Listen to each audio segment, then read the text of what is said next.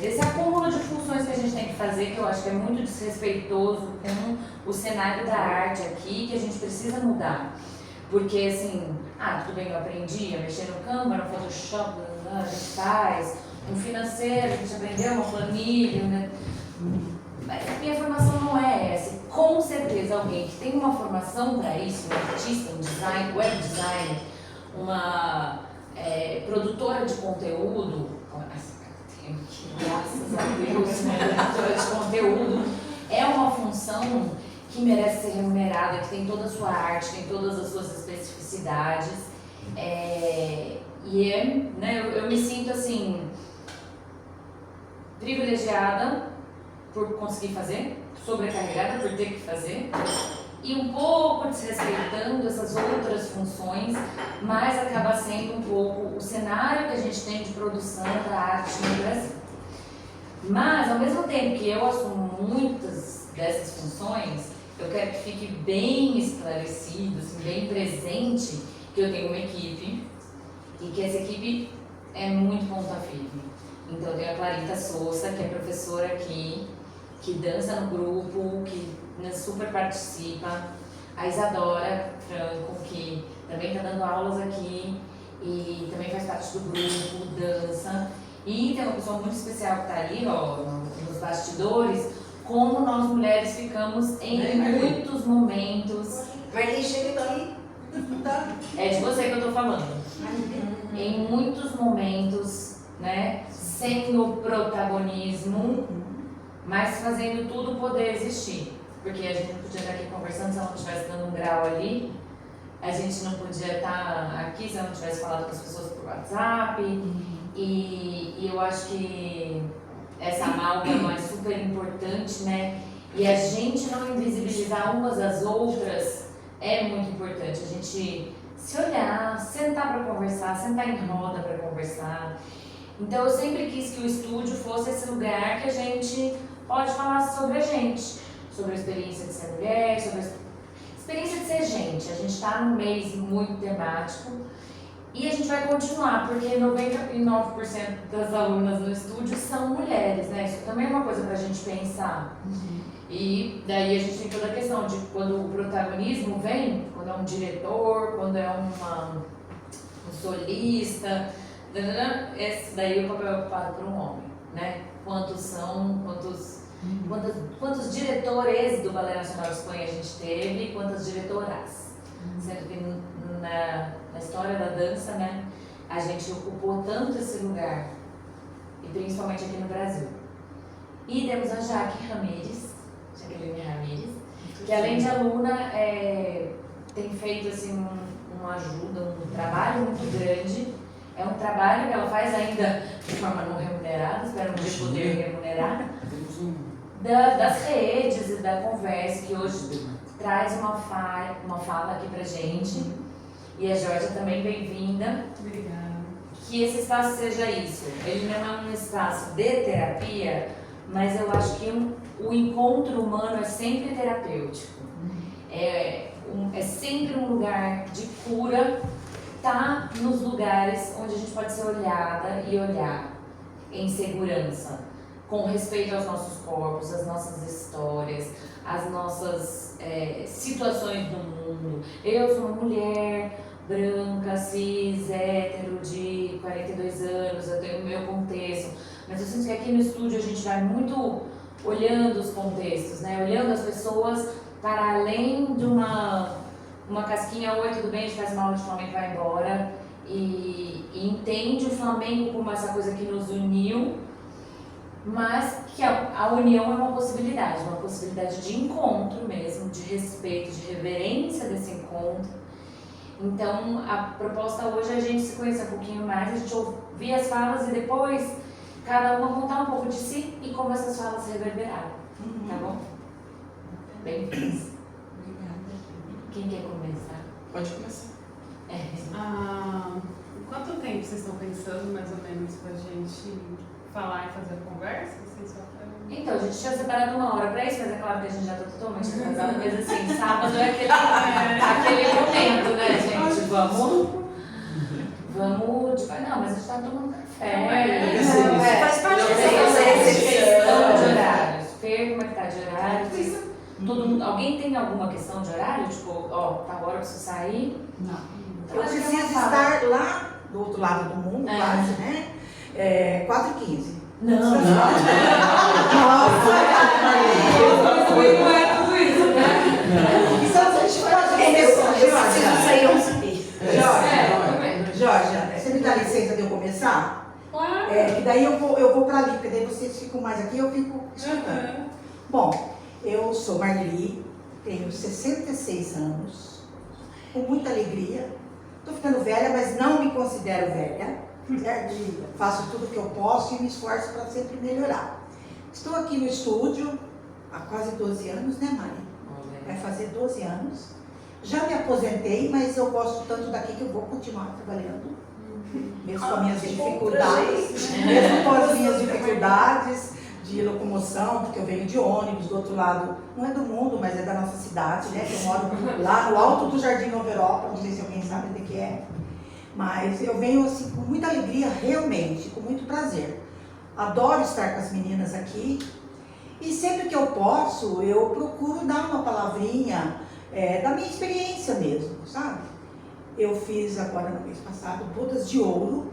Meus pais vão fazer amanhã. Ai, que lindo. Olha, viva bastante esse momento, porque eu não tenho mais a minha mãe, mas os meus filhos viveram esse momento comigo e com meu marido e foi muito bom. A vida foi fácil, 50 anos de casado. Mas também, se eu analisar, não foi tão difícil assim, não. Tivemos coisas boas, tivemos coisas ruins, mas nós conseguimos, e que nem disse a pessoa que fez a nossa cerimoniazinha lá.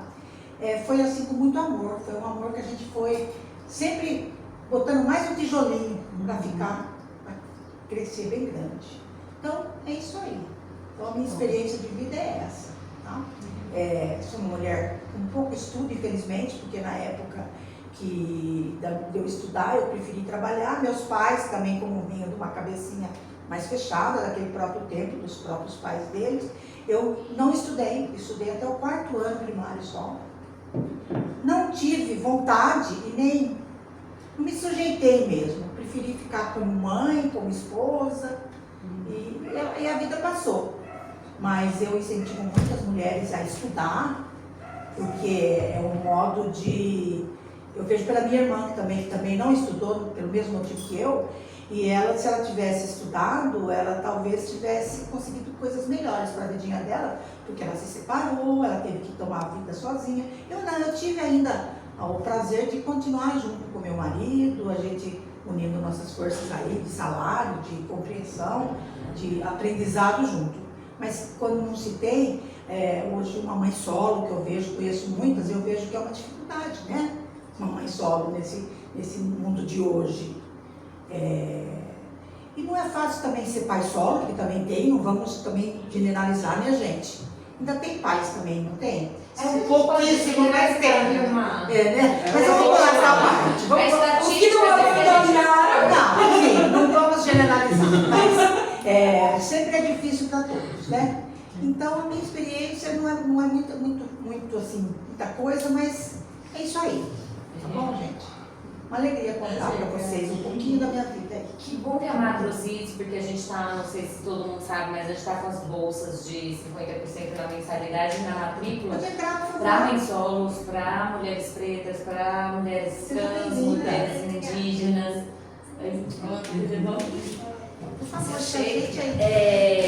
E por quê, né? Porque bolsa, porque isso. Eu acho assim, é uma forma de possibilitar, da gente amenizar as diferenças e ao mesmo tempo, eu acho que é um lugar onde eu estou em muito aprendizado. Então, assim, até sempre ouço pessoas falando sobre isso, sempre pergunto, porque eu também acho assim, a gente tem uma maneira de fazer caridade e caridade não promove equidade. Então, para mim é difícil. Eu ainda, eu venho do lugar que eu venho, aprendendo a como fazer isso aqui dentro e como ter políticas afirmativas que não entrem nesse outro lugar, né? Então, a gente entende que o outro também tem uma potência, como o valor solidário que a gente tem na mensalidade.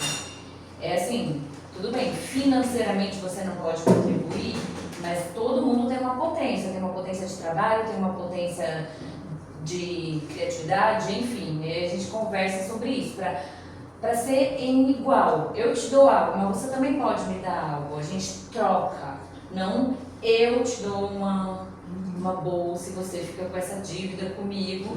Vira dívida, né? Dominação, né? Vira. Dominando você. E aí é uma dívida também sem quantificação, né? Ou então, por exemplo, já teve aluna minha que virou pra mim e falou, não, eu aceito, eu quero uma bolsa, ela anotou tudo e quando ela melhorou, ela pagou na matemática mais comum, né? Então, eu acho assim, tudo, mas achei muito legal, porque é isso, assim, agora eu não posso, quando eu puder, então assim, ela nunca ficou nesse lugar do receber uma coisa e eu não tenho, não, eu tenho uma potência, né? Eu sou capaz e não eu recebo porque eu não sou capaz. Todo mundo é capaz, né? Mas é isso, a gente tem tentado, a gente vai, né, afinando. Então, sempre quem quiser contribuir com ideias, com visões sobre isso, sobre como a gente está fazendo, tudo é bem-vindo. Vamos visitando. Ah, já chegou. Vamos lá.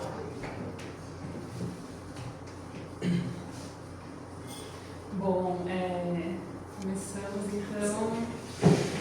Eu sou Georgia, estou muito feliz aqui de ter recebido o convite, né, através da Isa, para estar aqui para conhecer o estúdio, o Soniquete. E, bom, sempre ouvi falar muito, estou com a Isa aqui junto no dia a dia e ela Flamengo, né, pela minha cara, com as castanholas, pra cima e pra baixo.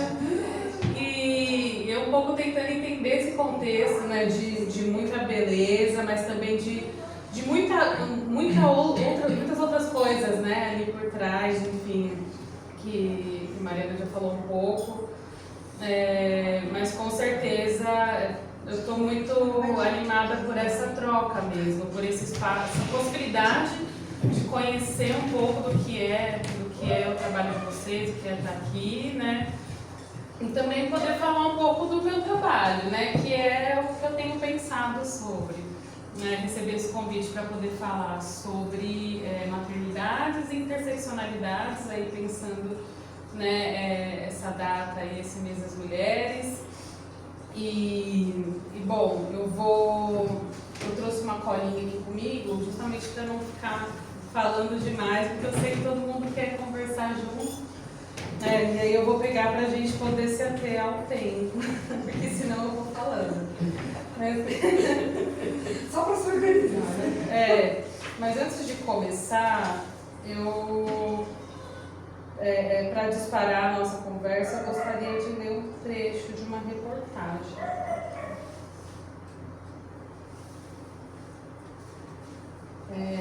Enfim.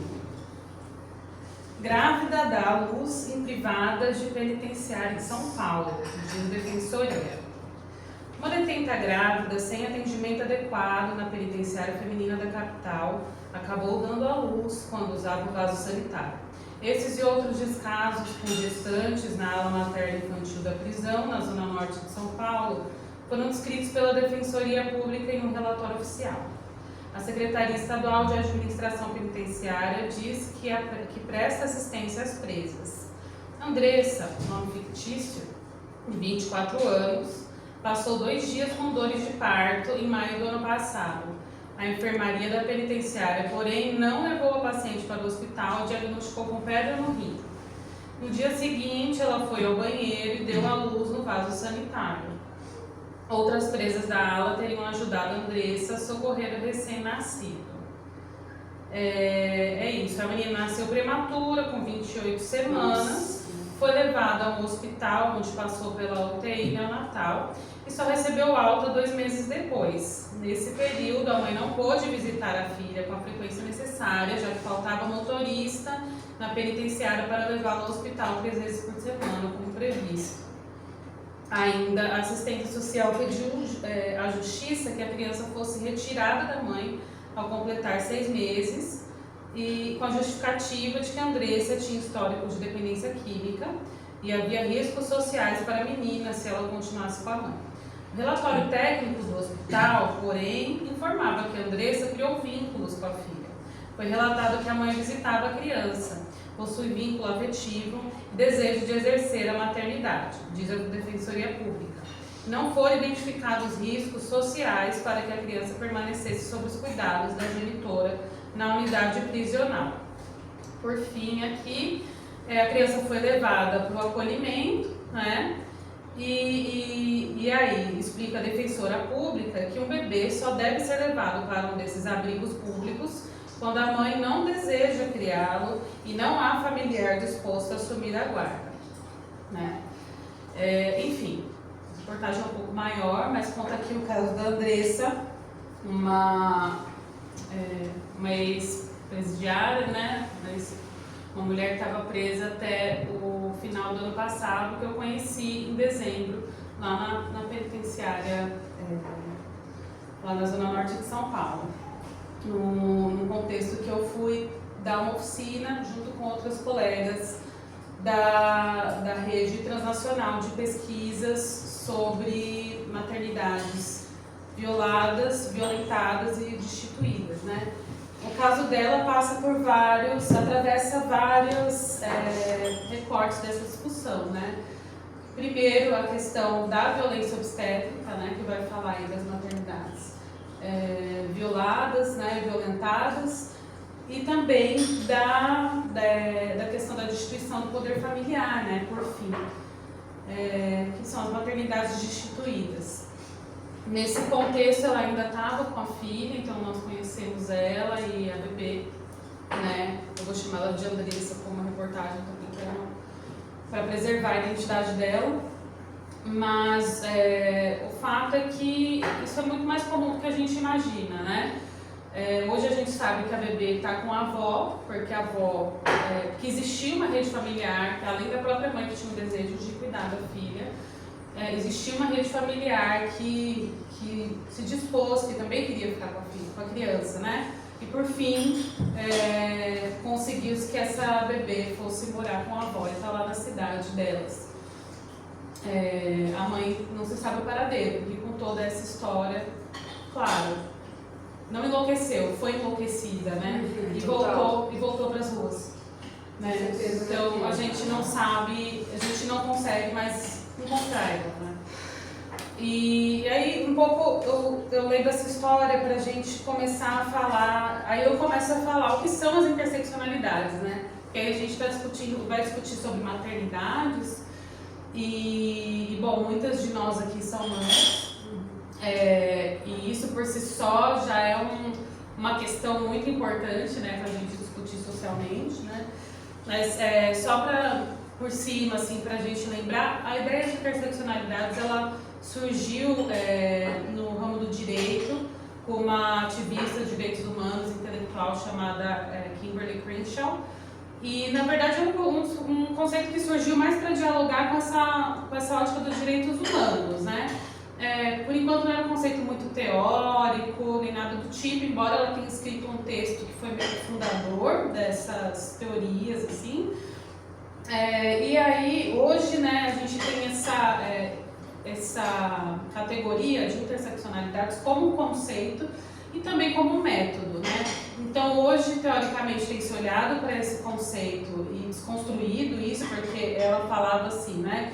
Que é como se nós fôssemos uma cidade e as avenidas fossem os nossos atravessamentos, as nossas identidades, enfim. Então, existe a avenida da raça e a avenida da classe, do gênero, e nesses intercruzamentos são as interseccionalidades. E isso hoje é muito questionado, porque a gente sabe que não existe um momento em que a gente é só raça, ou só gênero, ou só classe.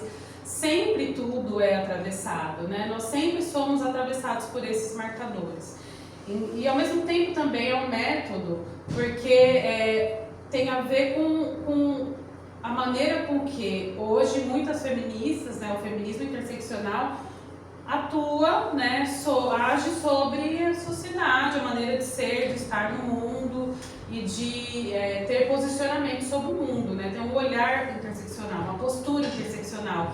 eu olho o outro, é isso, a partir dos contextos. É sobre ver o que ela estava falando, ver uma pessoa a partir do contexto dela, quem ela é. Então, olhar por todos esses ângulos, né? Então, é um método também. E aí, não se trata então de superposições de diferenças, né? E sim da gente poder olhar que as pessoas são múltiplas. E aí, quando a gente fala em diferenças, né, dessas diferenças, então, de raça, classe, gênero, sexualidade, território, tem as maternidades. Maternidades também é um marcador de diferença, também é uma maneira de ser e estar no mundo que nos torna alguém com um olhar específico sobre o mundo, um jeito de existir, uma experiência muito específica do mundo, que é ser mãe, né? Que está relacionada à reprodução da vida social, né? Ou seja, aquela pessoa que ela é responsável pela manutenção da vida, tanto de poder gerar um ser na sua barriga, ou quem não gera na sua barriga, né? Mas continua reproduzindo, criando aquela pessoa para que ela seja um cidadão, e numa perspectiva muito limitada de entender que a criança também não é um cidadão, é um futuro cidadão, né? Que a mãe está formando ali, né? Não, a criança já é um ser de direitos em si.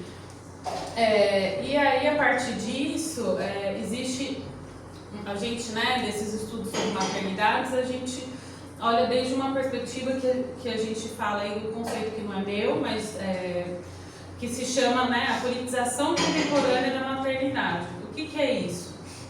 Que é essa obrigação das mães de criarem seres humanos perfeitos, né, esses futuros cidadãos aí para o mundo que também, idealmente, seria melhor, né? E aí vem com isso uma super responsabilização, né, das mães, que acabam sendo agentes de inclusão social, né, que elas são responsáveis para que aquela pessoa se inclua na vida social, né, e parceiras do Estado nesse sentido. Então, por exemplo, é a pessoa que vai na reunião da escola, é a pessoa que vai na consulta pediátrica, os pais vão, ou os familiares vão, mas de quem é a responsabilidade, né? A gente sabe que a responsabilidade não deve ser só das mães, mas acaba recaindo sobre elas, né? Eu, pelo menos, não me lembro do meu pai nas minhas reuniões escolares. E gostaria de ter, gostaria que não fosse um privilégio que a maioria das pessoas pudessem ter pais, né, nas suas consultas pediátricas, nas suas reuniões escolares, enfim. E aí isso nos leva a pensar, né, isso que Marlene, né, Marlene, isso, desculpa, estava falando sobre essa coisa do cuidado, né, da gente também acabar se responsabilizando por um trabalho de cuidado, né, que tem a ver com a sobrecarga que você estava dizendo também. Que é um trabalho de cuidado que não é remunerado, é um trabalho, né? A gente tem duplas, triplas, quádruplas jornadas, né? E é um trabalho que não é remunerado e que não é reconhecido socialmente, né? Não só em forma financeira, porque é um reconhecimento, mas também de diversas outras maneiras, como mais direitos, né? Mais voz, mais atuação na política. Não, pelo contrário, essa responsabilidade sobre o trabalho de cuidado faz com que a gente esteja menos na vida social, menos na vida pública e, portanto, ocupe menos lugares nessa política que é capaz também de transformar as leis, de fazer com que a gente tenha mais direitos, né? E, enfim, e com isso também vem uma ideia, né, de uma sensação não, uma responsabilidade também desse amor incondicional, né? Uma ideia de que aquela pessoa é mãe e, portanto, ela tudo pode, ela é uma entidade, né? A mãe é quase que uma entidade, né? A mãe não... Que ninguém vê a mãe nem transando, né? Não é isso, ela não faz nada. A mãe, ela tá lá pra amar incondicionalmente, né? E um pouco disso, o que a gente vê isso, né? que num contexto, por exemplo, que a gente vai falar da feminização da pobreza, né, a gente já tem menores salários em relação aos homens, enquanto mulheres, né? Enquanto mães piorou, porque fica mais difícil inserir no mercado de trabalho. Aí vai vindo, né? Tipo, se você é negra, ou se você é mãe solo, aí a coisa vai escalando para pior, né? E aí nesse contexto, por exemplo, de feminização da pobreza que a gente vê, a gente percebe, e aí... Feminização. Por quê? Ela tinha entendido a nota.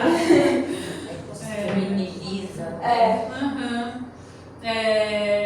E aí a maternidade, ela acaba sendo um marcador da diferença tão forte, mas tão potente, que às vezes ela é capaz de obscurecer outras diferenças, no sentido de que ela não acaba apagando totalmente, mas ela coloca de lado, no sentido de que mesmo isso, né? Andressa, que estava em condições muito precárias de cuidar da sua filha, de conseguir, né, dar esse suporte para ela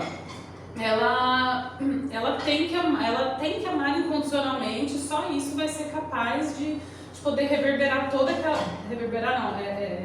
modificar toda aquela situação pela qual as duas estavam passando, mãe e filha, né?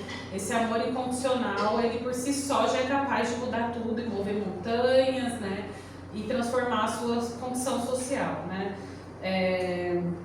E ao mesmo tempo colocam a gente como essa parceira do Estado que tem que responder para a escola, tem que responder para o posto de saúde, se não é conselho tutelar. Mas cadê o Estado? Cadê a contrapartida para gente, para ter esse apoio? Tem vaga na creche para todo mundo?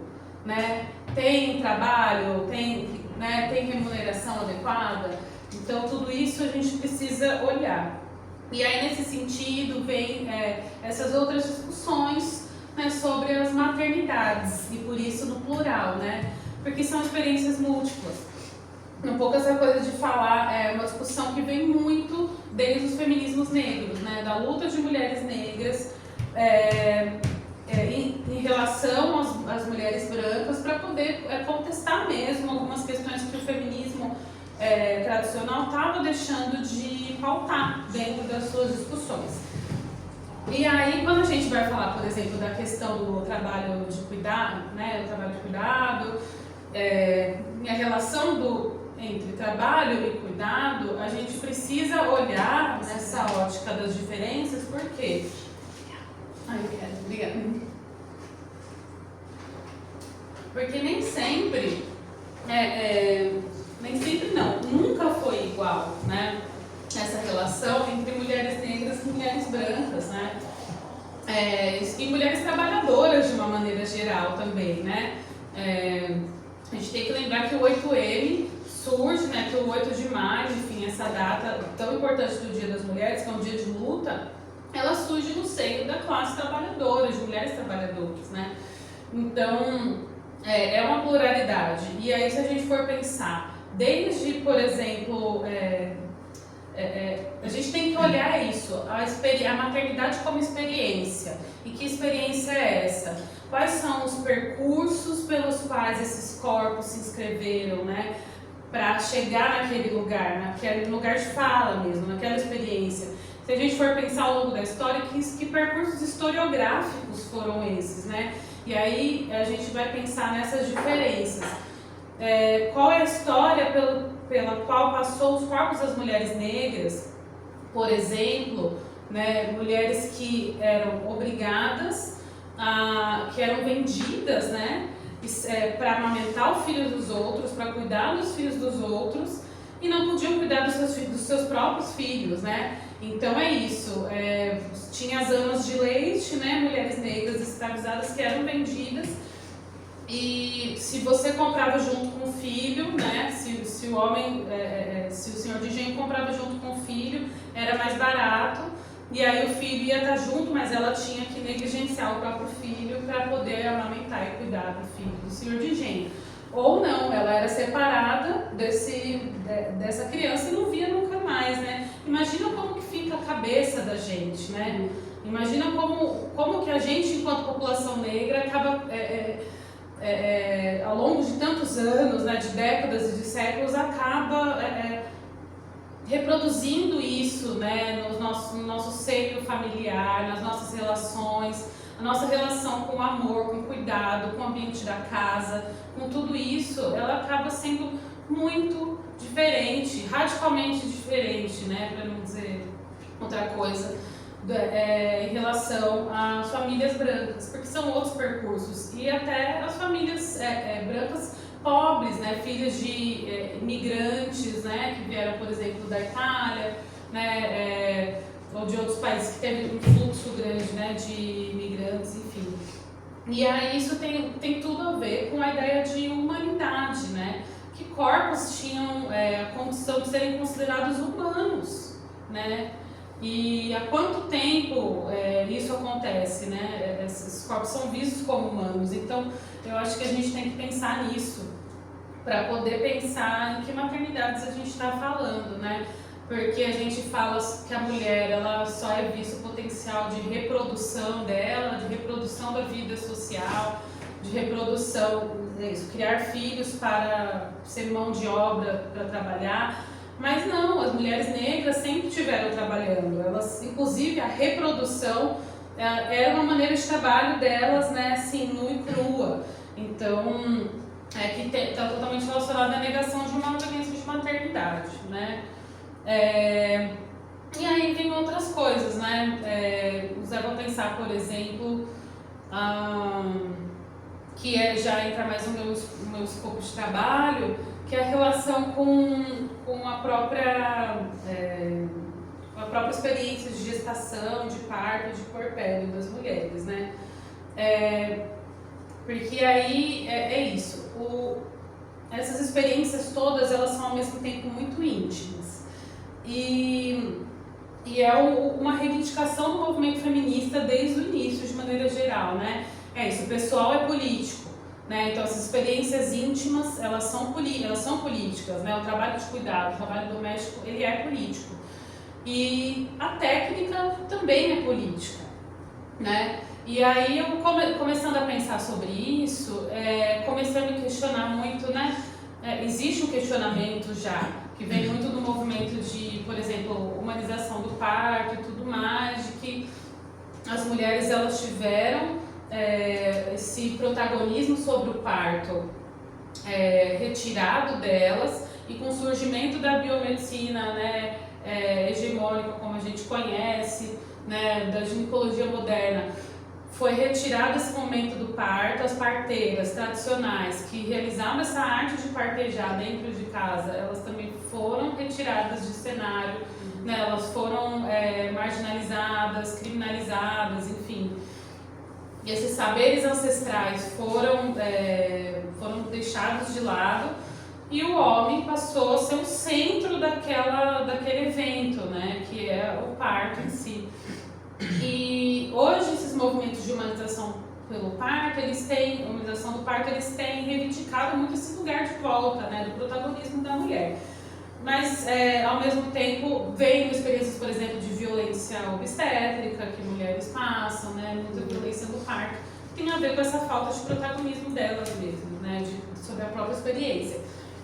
Mas, ao mesmo tempo, quando a gente pensa no surgimento dessa ginecologia moderna, como a gente conhece, né, que tem a ver com controle de corpos, que é biopolítico e tudo mais, a gente vai ter um outro olhar, que é esse olhar dessas mulheres negras, mulheres trabalhadoras, pensando na ideia de justiça reprodutiva. Não sei se todo mundo já ouviu falar nesse termo, justiça reprodutiva.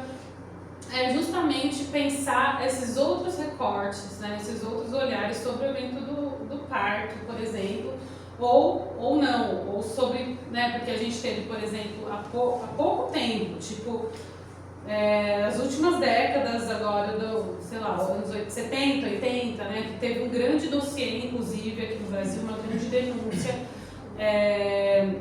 que vinham muitas ONGs internacionais aqui esterilizar compulsoriamente mulheres no Nordeste. Isso é gravíssimo, e isso é uma coisa que, assim, é público, mas pouca gente sabe. E foi assim, um volume muito grande de mulheres nordestinas, mulheres negras que foram esterilizadas. Eles falam, ah não, a gente vai aqui só fazer um procedimento. Sabe quando fala, mas não fala? Fala assim, ah, você quer no parto, ah, mas você quer um método contraceptivo, sei lá, assine isso aqui. A mulher não tem instrução. E aí leva no papo e aí faz a laqueadura, né? Quando na verdade ela não queria uma laqueadura, ela queria só pensar a contracepção, por exemplo, sabe? Então, isso é uma grande discussão, né? E nisso também entram as desigualdades raciais, né? De maneira mais contundente aqui, se a gente for ver índices de mortalidade materna, as mulheres negras lideram mortalidade materna, número de pré-natal inadequado também. Até há pouco tempo, hoje é uma coisa que está sendo revista, né? Que existem transformações, que bom, mas essa questão da analgesia, né? Hoje é uma grande discussão. Mas existe, até há pouco tempo, mulheres negras também recebiam menos analgesia no momento do parto do que as mulheres brancas. E isso surgiu no início ainda do surgimento da ginecologia moderna, com o Dr. Marion Sims, que é considerado o pai da ginecologia moderna. Ele comprou 11 mulheres escravizadas para fazer cirurgias nos corpos delas, para poder experimentar um procedimento lá que ia curar a fístula vesículo-vaginal, e aí ele fazia os procedimentos perfeitos nos corpos das mulheres brancas, ou mulheres de classes altas, enfim, e às custas desses experimentos, né? E tá tudo registrado no diário dele, assim, isso tá tudo publicado. E ele dizia que, eu lembro, assim, tá o nome delas, ela falava, fulana é muito forte, elas não precisam tanto de analgesia, e na época tinha, assim, né, tava surgindo também, mas elas têm força, né? Elas têm muita força, por isso elas não precisam, né? E aí ficou um mito, né, da mulher que pode tudo, que é muito forte, que aguenta tudo. E até hoje nos hospitais isso é uma questão, enfim. E por fim, para acabar, que eu já falei muito, mesmo com as anotações, eu não paro de pensar na Andressa, né? Eu não paro de pensar no caso dela, não paro de pensar que ela pariu na privada. Eu lembro dela contando isso pra mim, né, para as minhas colegas, enfim. Fico pensando o quanto isso tem a ver com uma estratégia mesmo de extermínio da população negra. Ela é uma mulher negra. E que a gente, né, tem um conceito criado por um filósofo camarunês chamado Achille Mbembe, chamado necropolítica, né, que é essa política de morte, enfim, e que ele me fala sobre isso, né, que é muito que essa política não tem a ver só com você ir lá e que igual fazem, sei lá, né, algumas favelas do Rio de Janeiro, enfim, que a gente também pode citar exemplos que estão muito aí na mídia, que lá e tirar a vida, assim, né, dessa população.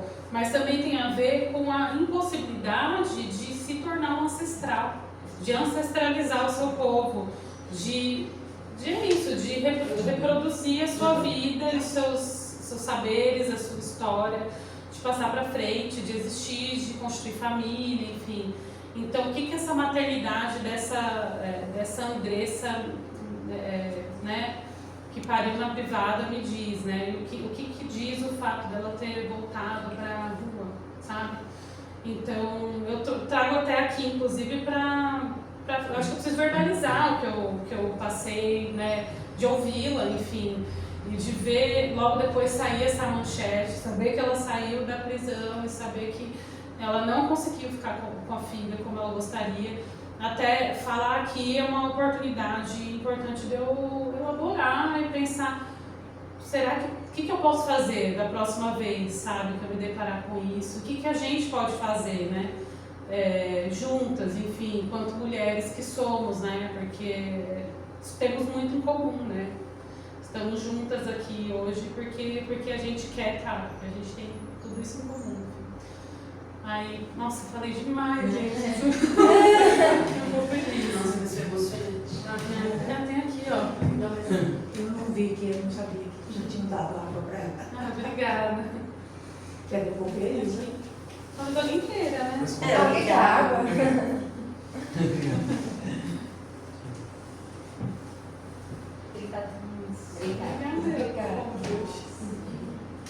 Nossa, Momento de silêncio.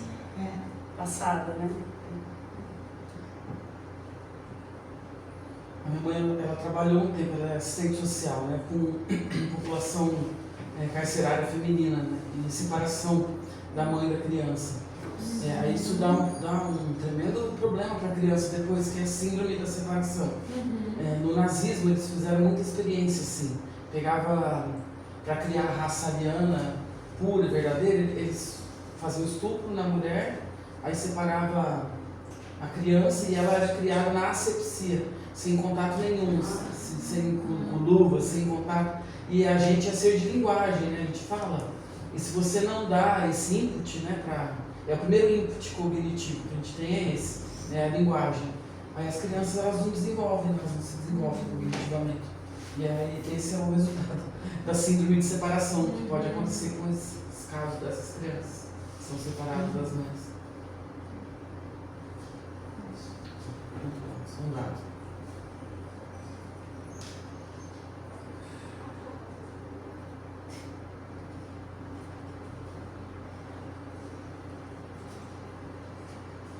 Minuto de silêncio. Que é complexo, né? Acho que a gente vem de um período também de nadar muito raso nas questões, né? Porque... Mas ela é uma dependente química, mas como vai cuidar dessa criança? Mas e é tudo ao sujeito, né? Ao sujeito. Mas ela é uma pessoa sem opção. Uma pessoa, assim, primeiro que a dependência química é uma doença, e a pessoa que tem muito a perder é uma coisa. A pessoa que tem pouco a perder, então, nossa, mas ela tem a maternidade. Aí é o mito da maternidade, né? Nossa, mas ela tinha a filha dela. Como ela não teve forças para viver por essa... Porque ela vive uma vida de merda, ela estava presa, ela vai sair para que perspectiva? Para que emprego?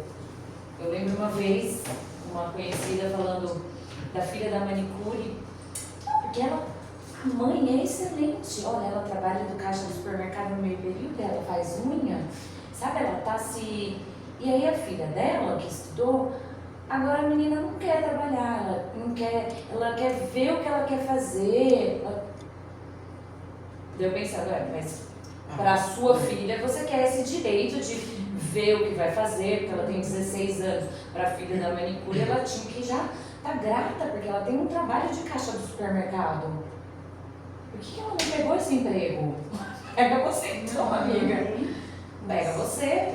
Que vida é essa? De que lugar que a gente está julgando? Porque a gente está doente da empatia mesmo, assim, não está conseguindo vestir os calçados do outro, né? E vai no fácil, no simples. Mas ela era presa, se ela foi presa, ela tinha algum motivo. Se isso, se aquilo, a gente veio de uma... Porque as discussões mais profundas e as mudanças mais profundas são muito mais lentas do que você chegar e esterilizar, do que você chegar e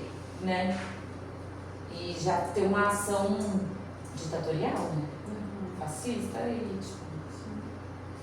Essa mulher já está totalmente estigmatizada, assim, né? Ela tá... As pessoas já olham para ela com esse olhar de impotência, sabe? De ela já está presa, então aí já rotula ela como uma drogadicta, né? Aí ela já vai... Aí, ao invés deles darem, assim, esse apoio, esse suporte emocional, amoroso, carinhoso, que é não tirar essa mulher, né, que é mãe da sua filha, porque ela manifestou na sua fala vontade de estar com a filha, mesmo estando em toda essa situação que seria pequena ao estar com a sua filha, porque ela faria coisas Eu acho que acontecerem. não seria pequena. Aí tá que o Estado Não, mas pensa. assim, então. Você tem que fazer uma boa condição. Não, mas ela é pobre, ela é preta, aí tem várias questões que estão atravessando essa história dela, né? Aí ela já tá presa, ela é uma drogadicta, então vamos colocar ela onde? Ah, vai pra rua, de novo, claro. E lá ela vai ficar, porque aí as pessoas vão só te enxotando ali, entende? Eu atendo filhos dessa moça aqui, dessas moças, dessas mulheres que estão em abrigo, violentados, abusados. Então assim, a gente vai vendo toda a história, né? Hoje eu também atendo mulheres, puérperas, gestante, mas eu atendo também as crianças. Eu fiz trabalho voluntário de atendimento em ONGs que trabalham com abrigo, e é isso. Então, a gente vai ouvindo esse enredo e essa criança vai para outro lugar. É muito, muito complexo, né? Assim, muito difícil de gerir, né? Eu fico aqui também pensando em formas de como que a gente pode, né, ser mulher, assim, amenizar também isso, sabe? Porque esse trabalho que a gente está aqui fazendo hoje, de roda, de estar junto, é uma fortaleza, de verdade. Isso fortalece muito, porque isso, além de fortalecer nós como mulheres, a gente ainda cria uma rede de suporte e apoio, né, de ajuda, assim. Isso é muito importante, muito importante. E aí é isso, assim, que eu tenho para dizer, assim, que a gente precisa realmente debruçar nesses estudos, né? E muita injustiça, muito, assim, olhares muito, né, como o preconceito, o racismo, todas essas coisas atravessam muito, né, o caminho, assim. E a gente precisa lutar por isso mesmo, a gente tem que estar sempre lutando. Sempre lutando. Acho que você trouxe aí um presente de uma narrativa bem cativante, né? Ficar te escutando, ficaria mais tempo te escutando. Foi muito legal você trazer todo o seu estudo, né? Você vê quanto você está imersa, né, dentro desse estudo. Eu acho que o silêncio final, esse recebimento que a gente tem de uma estrutura social, que vai além, né, quando você faz o fechamento da sua fala, o que eu poderia ter feito mais, né? E eu acho que você fez muito, né? Primeiro compartilhando hoje com um grupo, seja ele grande ou pequeno, a escuta que você teve, né, com essa Andressa, com outras Andressas, né, que a gente tem nesse Brasil tão grande, e a forma que a gente recebeu, né, para mim ficou uma imagem que me arrepia falar de novo dele, ter o bebê dentro de um vaso sanitário, né, a gente que é mãe, é quase que assim, estou descartando, sua vida não está em nada, né, seja dela e de quem você está trazendo nesse mundo. E como você trouxe muito bem, nessa questão que a gente tem de história tão próxima aqui, falando do nazismo, ou outros, né, outros nazistas que ainda existem na realidade atual, né, em pleno século XXI, a gente ainda representar isso. E eu vejo, né, pela minha profissão, pelo meu dia a dia ainda como mulher, como mãe, como profissional, que às vezes a gente tem, sim, alguns privilégios, né, mas por outro lado, eu acho que hoje, não sei se pelas redes sociais, pela forma que as pessoas hoje lidam com o outro, né, que a gente sempre tem a opinião do outro, né, como se a nossa vida fosse toda da margarina, daquela situação, e a gente já olha pelo estereótipo, pela rede social, se você falou algo, você é cancelado, se você veste desse jeito, você é isso, né, então as pessoas têm opiniões, né, elas só são opiniões, né, e o quanto aquilo atinge uma vida, ela pode acabar com uma vida, né, o ano passado, né, falando de mulheres, na escola do meu filho, uma menina de 13 anos se suicidou com 13 anos, eu tenho uma filha de 13 anos. O que a gente está passando para essas meninas, né, de 13 anos, desde corpo, de bullying que a gente fala, do que é certo, do que é errado nessa sociedade. Está sendo reproduzido, né, também. Assim, O que você faz? Eu sou psicóloga, Vai. mas a minha vida, depois que a gente vai contar um pouco aqui, quando eu tive a Carol foi minha divisora de águas, gostei da analogia que você fez das avenidas da vida, né, quando eu tive ela, minha segunda filha, tive um problema muito grande no parto, ela tem um problema de saúde grave, e aí eu tive que sair um pouco dessa questão que era clínica, RH que eu fazia, e hoje eu trabalho muito com comunicação. Eu tenho uma agência de publicidade, e essa agência é focada em agronegócio, eu atendo empresas, na verdade, mas foi isso que eu faço hoje, para não falar muito sobre mim agora. É isso que eu queria contribuir. Parabéns pelo seu trabalho, viu? Achei muito bonita, comovente essa história. Mas assim, eu tenho pensado bastante ultimamente. Bom, meu nome é Lil, né? Eu sou aluna da Clarissa, comecei ano passado. Mas assim, eu acho que essa questão, né, do feminismo eu vejo assim, todo mundo concorda, né, assim, eu acho que todo mundo concorda, todo mundo vê a situação, mas o que na prática, assim, sabe, a gente tem essa roda aqui, aí amanhã todo mundo segue as suas vidas, assim, o que pode ser feito, sabe? E aí, cada vez eu chego mais à conclusão que a gente faltam políticas públicas, porque assim, você não fica muito a culpa assim, recai sobre a própria pessoa. Assim, ela não foi resiliente, ela desistiu, assim, enquanto que não pode ser uma culpa assim, depender apenas da pessoa, sabe? Tem que ter uma rede, tem que ter uma condição pública. Por exemplo, creches, que nem você falou, né? Creches, licença maternidade. Por que licença paternidade? Porque assim, a mulher, o homem hoje, que tem, acho que a licença paternidade é 5 dias. A mulher Corrido, né? Corrido, né? Se nascer no feriado, já era. Não, uma sexta-feira, 2 dias. Nem registrar a criança no hospital. E a da mulher é 4 meses, 6 meses, entendendo? Então, assim, isso para um cara, uma empresa que vai contratar ou vai colocar uma mulher numa posição de chefia, já, essa mulher está em idade reprodutiva, então, né, então já tem. Então, assim, por exemplo, cuidado com pais idosos, né, deveria ter mais políticas públicas de acolhimento, assim, porque senão fica uma coisa que todo mundo, que é importante, né, todo mundo discutir, mas assim, não acontece nada, sabe? Mas eu acho que é justamente essa a falácia do que a gente vive hoje, de que você e as suas práticas individuais, então você usar o seu absorvente de pano, usar o cano do de inox, passar o shampoo vegano, e isso vai revolucionar até você. Então compre mais produtos veganos. Então faça isso, compre o sei lá do que, faça. E aí a gente vai ficando solitária. Então, pra mim, assim, qual é o desdobramento? A gente se reúne, isso aqui é super importante pra gente não ficar sozinha. Eu, Mariana, como reflete em mim, eu revejo a minha prática aqui no estúdio. Então, eu ter práticas aqui inclusivas foi fruto desses encontros, de ouvir outras pessoas. Por exemplo, a questão do racismo. Aquele documentário, Gurumbé, Memórias do Seu Flamenco Negro, que a gente está falando de uma arte, gente, extremamente colonizadora. Colonizadora dos nossos sensos estéticos, do que a gente gosta. Ouvi de uma aluna negra aqui, que é professora de dança criativa hoje em dia, parou o Flamengo e falou, gente, o que vocês acham bonito eu não acho, o que vocês acham legal eu não acho. É uma estética colonizada. E opa, peraí, vamos ver. E Gurumbé, que fala sobre a origem negra do flamenco, que foi totalmente apagada, me fez assim, peraí, como que eu tô sendo racista na minha prática em sala de aula?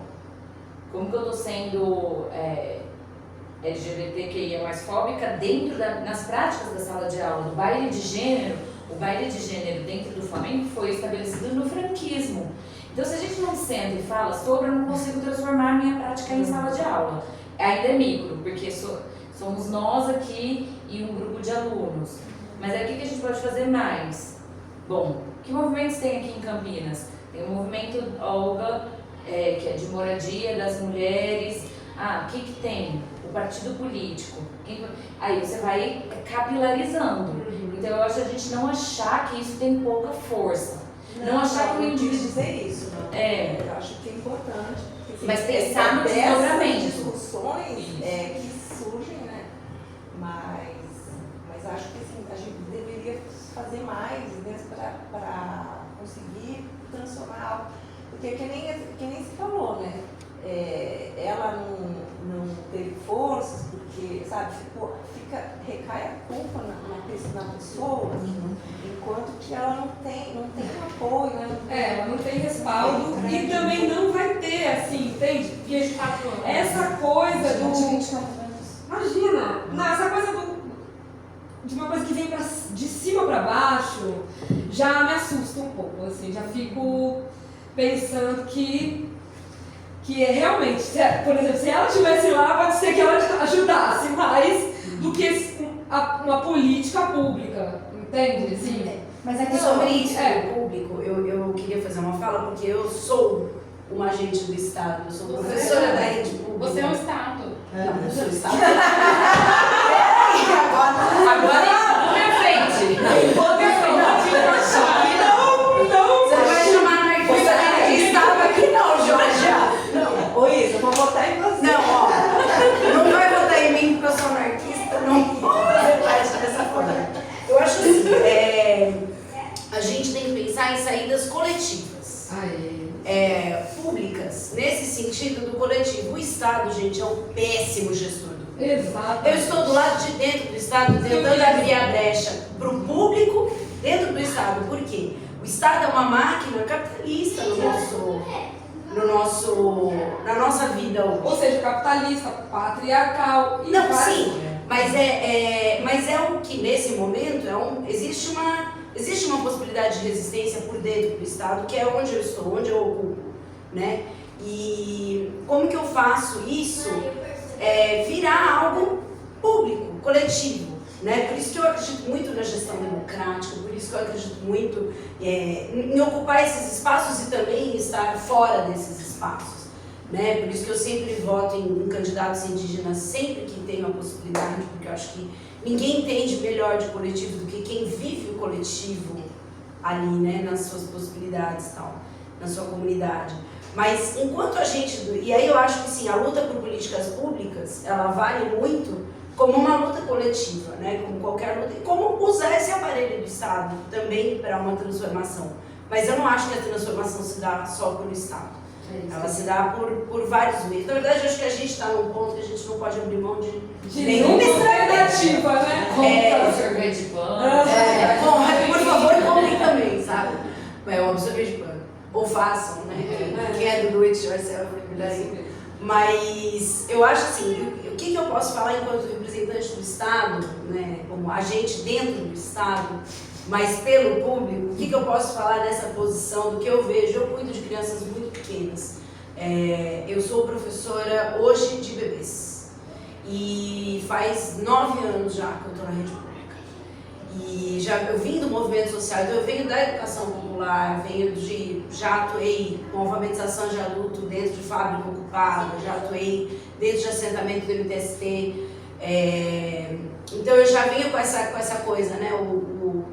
Eu já tinha uma desconfiança do Estado, eu tenho certeza que o Estado é um péssimo gestor do público. E assim, eu atendo dentro, né? Fazendo um recorte dentro do que eu atendo crianças com diversos tipos de família, com diversas configurações, desde o casal tradicional, monogâmico, heterossexual, até casais de mulheres, já tive muitas crianças. E aí, puxando aqui a sardinha, por ser uma mulher pansexual, eu também enxergo essa questão da sexualidade de uma forma mais ampla. Crianças que foram chutadas de relacionamentos heterossexuais, inclusive, sendo criadas por mulheres, mãe solo, não preciso nem dizer, até tive um ou outro pai solo, para não dizer que não existe, para não dizer que não falei das flores, mas é uma exceção da exceção, né? E já atendi muitas crianças vítimas de violência doméstica, seja por ver as suas mães apanhando, seja por apanharem elas mesmas. Já tive criança que a família heterossexual rejeitou porque achava que era um menino muito gay, uma criança, estou falando de uma criança de 5 anos, 4 anos, criança que apanhou, criança que tem marcas no corpo dessa violência. Já atendi crianças que eram de famílias super evangélicas ou super religiosas e tal, que tinham um contexto de ser saco de pancada da família e de denunciar em conselho tutelar, de tentar usar o aparato do Estado para ajudar essa criança e não ter essa ajuda. Por quê? Porque, e também já tive o caso de mães que sofrem violências e violências e não conseguem recorrer porque tem uma sexualidade desviante, ou porque não aceitam o modelo monogâmico, ou porque não aceitam, ou porque trabalham, né, como são trabalhadoras do sexo, e aí isso já é pressuposto para tirar a guarda. Então usa-se a criança como desculpa para regular as mulheres o tempo inteiro, para regular a sexualidade, para regular todos esses aparatos, né, de regulação. Maternidade não pode ser punição, não pode ser um instrumento de regulação das mulheres. A maternidade ela tem que surgir por vontade, maternidade e paternidade também, né? Enfim, então eu acho assim que a fala da Jorge é muito... Essa é demais, e assim, é isso, mas nesse sentido, assim, de pensar que as crianças são uma desculpa constante para muitos abusos que a gente vê, principalmente contra as mulheres, assim, essas posições e tal. Contra as mulheres e contra as pessoas de todos os gêneros, enfim. É isso. Quero me alongar muito, porque eu quero viajar. Bom dia, pessoal. Desculpa aí, cheguei esbaforida, né? Não dei bom dia pra ninguém. Mas eu tô em casa, né? Que as meninas a gente convive muito, né? Então, aquele dormiu comigo. Para quem eu não conhece, bom dia, sou a Jaque. Não conheço, acho que 3 pessoas aqui. Já conheço. Faz tempo já. Eu queria aproveitar trechos da fala de vocês duas, para complementar, né, com a minha. Eu estou aqui para falar sobre esse conceito de mulher, né? Mulher é um conceito, né? A gente, nessas intersecções, essas avenidas da vida, eu estou falando do gênero, né? E aí a gente tem vários recortes, e eles são políticos, né? Recortes políticos, né? Ser mulher é político, né? Tem todas essas questões que a gente está discutindo aqui, né?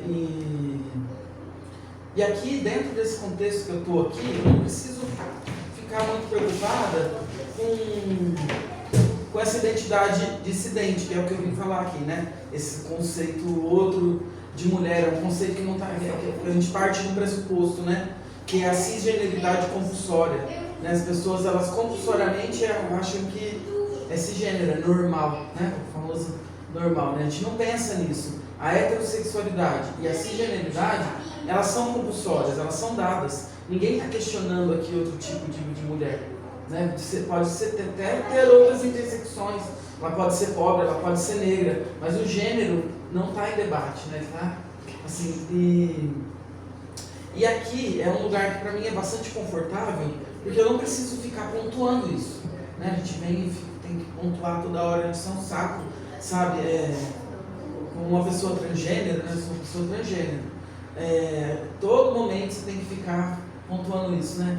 Não tô mais nessa época, eu moro dentro de uma bolha aqui, Barão Geraldo, eu agora estou ouvindo para o individual mesmo, para o particular, minha vida é essa, que eu vou viver, morrer, e é isso aqui, o que eu construí, o que eu deixar, é isso aqui, nessa minha vida. Não quero ficar indo lá e ficar falando, elas travestis, elas transexuais, elas são isso. Eu não preciso ficar falando isso o tempo inteiro. Eu quero falar de outras coisas, outras histórias. Por exemplo, quero falar como é gostoso dançar flamenco, né? Quero falar como é gostoso fazer show, né? Esse tipo de coisa. Né? Mas em datas como essa da de ontem, né? O Dia Internacional das Mulheres, a gente tem que fazer um exercício de voltar atrás e pontuar. Porque mesmo aqui estando num espaço seguro, né? Esse espaço que é de acolhimento, né? E aqui eu posso falar do quanto eu gosto do Flamengo. Não preciso marcar. As meninas me conhecem no cotidiano, eu não ando assim, né? Não ando montado. No cotidiano, eu tenho cara de menine, né? Sou uma pessoa não binária. A minha transgeneridade ela ainda é mais complexa um pouquinho, porque eu não sou uma mulher trans. Eu não me identifico como mulher, né? O espectro de mulher. É não binário. Não binário é e não é tudo e não é nada, né? Tá aí, né? Então, esse ponto bem específico. E aqui é muito legal que eu venho de bigode, né? Deixo barba, tudo, e o cabelão, tudo, e todo mundo me trata do jeito, sabe? Não preciso ficar pisando. Não, me trata no meu pronome certo. Até porque também, pra mim, pode variar. Aqui dentro pode. Porque são minhas amigas, entendem, não tem maldade nenhuma, né? Agora quando vem, você vai pegar um Uber. Ah, mas você é um homem, não sei o que, tá no nome de mulher aqui. Porque quem que é que chamou pra você, sabe? Aí é diferente, é outro contexto, né? E eu também vario, né? Meu pronome, eu uso os dois. Tem hora que eu falo mais masculino, mais feminino, isso faz parte da minha identidade, né? Essa flutuação. Né? Mas antes de chegar nela, eu queria pontuar um pouquinho antes as outras, porque é isso, o Dia da Mulher, ele traz essa reflexão, né? Que é o que é a mulher. O que é a mulher, né? Ninguém pergunta isso, o que é essa mulher? A gente já parte, né? A mulher, ela tem filhos, ela é materna, ela faz tudo isso aí que a gente escuta todo ano. Ah, flores para mulher, não queremos flores, queremos respeito. Mulher tem jornada dupla, tripla, quádrupla, a mulher ganha 20% menos do que o homem. Mulher... Mas o que é mulher? O que é mulher? Né? Mulher é ser mãe? Mulher é ter útero? Né? Às vezes a gente essa generalidade compulsória faz a gente pensar que mulher é só isso. É também, eu estou falando que não é. Ser mulher, para alguns casos, para a maioria dos casos, é ter útero e ser mãe. Para muitos casos. Né? Mas também tem homens que têm útero e não são mulheres. Né? E tem pessoas que não são nem homens nem mulheres que também têm útero. E aí a gente entra nas especificidades, né? Não preciso ficar batendo muito nisso, isso é óbvio, né? Meio óbvio para todo mundo aqui. Mas ser mulher também traz algumas opressões, né? Para as pessoas que estão fora desse padrão, desse mainstream, dessa coisa que é da cisgeneridade compulsória, né? O que é cisgeneridade? Essa palavra cisgênero está na moda, vamos começar por aí. Cisgênero é quando você tem um corpo alinhado com o que se espera do papel social do seu gênero. Então, se você nasceu com uma vagina, o que se espera? Que você se torne uma mulher. Isso é cisgênero, é cis, né? Aquele prefixo que significa do mesmo lado, aquilo que não cruza. E o contrário de cis é trans, né? Aquilo que cruzou. Então, você nasceu com uma vagina e desempenhou ao longo da sua vida um papel de gênero de homem, isso é de ser um homem trans, um homem transgênero, né? E se você tem um pênis, o que a sociedade espera? Que você seja um homem.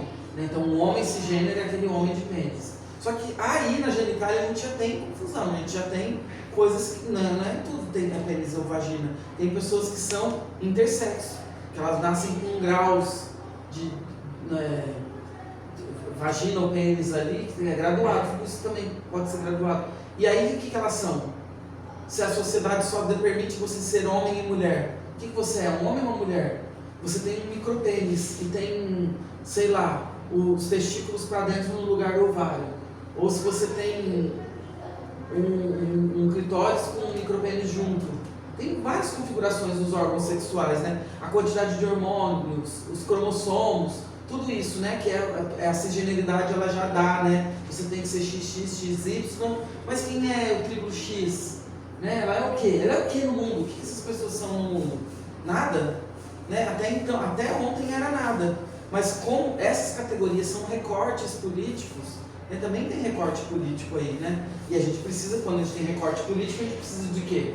Política pública, né? A gente precisa de política pública para isso, né? Então, as pessoas intersexo, muitas vezes quando elas nascem, é determinado ali no hospital uma cirurgia. Se ela tem determinado tamanho de pênis, eles vão amputar ou vão deixar, e aí vai ser tratado ela como um homem e como uma mulher. Essas pessoas, muitas vezes elas ficam adultas, quando elas ficam adultas, elas acabam sentindo outro gênero, né, no corpo. Porque é isso, gente, a gente nasce assim, né? Nasce desse jeito, não é uma escolha, não é uma opção, né? Você nasce e se desenvolve dessa forma que você nasceu. Né? Então, aí a pessoa trans, ela é essa que faz esse cruzamento. Né? Eu gosto de usar a palavra transgênero como um termo guarda-chuva. Gênero, né? Não está falando gênero, mulher, homem, tudo isso é gênero. Transgênero é aquilo que cruzou, de qualquer forma. De qualquer forma. Os recortes políticos que a gente tem no Brasil, históricos, o principal é a travestilidade, ser travesti. É um recorte político muito importante. que é o mais estigmatizado de todos. Dentro de uma escala, se a gente pensar, as travestis, elas são as mais vulneráveis socialmente, né? Se botar num recorte de classe, interseccionalizar, você vai ver. Então, na prostituição, a expectativa de vida é baixíssima, né, etc. E é importante a gente dar esse recorte político, né? Mas a identidade transgênero, ela não é só isso, ela não é só travesti. Tem as transexuais, que é sempre em parte. Eu gosto de sempre colocar como conceitos dicotômicos, né? É travesti versus alguma coisa. Porque a travesti, como é um termo, ele foi muito estigmatizado no passado, né? Ele sempre surge opostos. A mulher transexual, ser transexual, é parecido com ser travesti, só que é higienizado, né? É você pegar e falar que, mas eu quero fazer uma cirurgia, eu tenho disforia com o meu pênis, eu vou cortar, isso eu tô falando das mulheres, tá? Eu vou cortar o meu órgão, que sou uma mulher transexual, eu não gosto de peitão, eu não gosto de silicone de baixaria, eu não me prostituo, sou transexual, tá? É um termo que, politicamente, no passado, ele servia em oposição para travesti. Hoje a gente tem um conceito mais amplo, que é a mulher trans. Você não fala nem travesti, nem transexual. A minha companheira Bia, ela fala, eu me identifico como mulher trans, porque eu não estou nesse recorte. Eu não sou uma travesti porque eu não tenho essa intersecção social, de classe social. E eu também não sou uma mulher, uma transexual, eu nem me identifico como isso. Então, mulher trans é um termo mais moderno, é um termo mais recente, né, que serve para apagar essas diferenças. No meu caso, eu descobri a minha transgeneridade, ela não é nenhuma das duas, e também não sou uma mulher trans, também não me identifico assim. Sou transformista, sabe? Seria transformista a minha categoria. E depois, com o tempo, evoluiu para drag queen, né? Virou drag queen. Mas o termo lá no passado é transformista. E eu gosto porque tem a palavra trans também. E também é uma palavra que surge em oposição à travesti. Transformista, porque a travesti, o que ela fazia na vida? Se prostituía ou fazia show. Vamos na boate fazer show, né? Fazer show de travesti, vai ter show de travesti. E aí tem geralmente era um homem gay que se montava, né? Um homem gay se montando para fazer show também. Isso era transformista. Um homem gay se transformando para poder fazer show. Transformista. Eu não sou uma travesti que tem 24 horas. É um termo higienizado também, para poder dizer que você não é aquilo ali. Né? Então, o transformismo ele surge meio que assim. Aquele gay que entra de boné, igual um homem na boate, vai lá, faz a maquiagem, faz o show, tira ali mesmo no camarim e sai de menino de novo para a vida. E aí, só que essas experiências, vocês não passam incólumes por elas. Se você começa a se montar todo dia, você não será mais o mesmo. Você já se transformou. Já se transformou. E no passado, as pessoas tem hoje também muitas pessoas que têm essa questão de ficar apontando, não, é um personagem, isso aqui não sou eu. Mas pra mim, eu já fiz essa reflexão, já aceitei, sabe, tudo modificou a minha vida. Eu me identifico como uma pessoa não binária, né? Porque eu não apago da minha vida a feminilidade. Não apago, minhas unhonas vão ficar aqui, meu cabelão vão ficar aqui, minha cara estranha, ela vai ficar aqui, vai interferir mesmo. E isso é assumido. E essa é a minha identidade que eu mais expresso. Porque eu não ando montado. Deve ter uma explicação. A cabeça que, por exemplo, você acha que você é, por exemplo, eu ponho na cabeça que eu sou uma mulher, mesmo tendo. Sim. Aí como é que é? Aí fico mais assim, sendo mulher, como é que é? Eu não entendo essa parte. Bom, no meu caso, nem eu sei. É assim, mas a narrativa mais aceita, né? Você deu uma boa explicação aí, que eu já entendi. Mas eu queria saber isso aí, é a cabeça que Isso é muito individual, sabe? Isso é muito se perguntar para cada pessoa. Né? Porque gênero, gente, na verdade, é individual. Ser mulher é individual. Você é uma mulher de um jeito, de outro, de outro. Cada uma é um gênero diferente. De uma forma, né?